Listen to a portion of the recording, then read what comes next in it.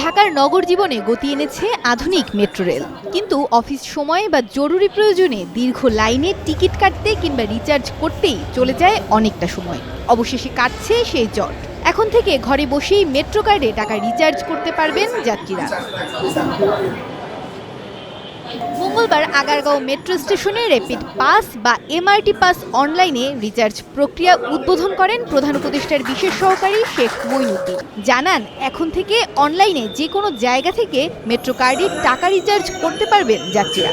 একটা seamless transition, যেটা সুরাকার যাত্রীর ভোগান্তি, যারা আমরা ট্রাভেল করব তাদের যেন এই ভোগান্তি থেকে আমরা বের হয়ে আসতে পারি।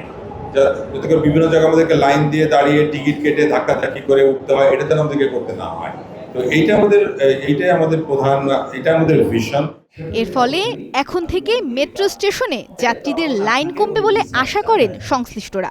কার্ডের আরেকটা বৈশিষ্ট্য আলোচনা করেছেন যে আপনি এটা যে কোনো সময় রিফান্ড করতে পারবেন 5% একটা পেনাল্টির সাপেক্ষে। এই সুবিধাটাও আমি মনে করি আমরা সবাই এই সুবিধা গ্রহণ করে এই দেশের এই কল্যাণে সবাই অগ্রগামী হই।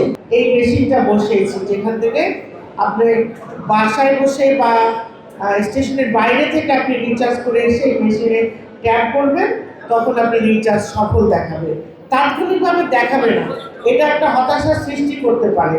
এই বিষয়টা আপনাদের কাছে ক্লিয়ার করে নিতে চাই। অনলাইনে সর্বনিম্ন 100 টাকা থেকে সর্বোচ্চ 5000 টাকা পর্যন্ত রিচার্জ করা যাবে। যাত্রীরা বলছেন, এর ফলে কমবে দুর্ভোগ, বাঁচবে সময়। অ্যাপসের মাধ্যমে আমরা যেহেতু বিকাশ, নগদ এগুলো অ্যাপস না, এই অ্যাপসের সাথে অ্যাপসের একটা কমিউনিকেশন ভালো হয়, মানুষ এটা আন্ডারস্ট্যান্ড করতে পারে, ওটা সহজে হবে আর কি।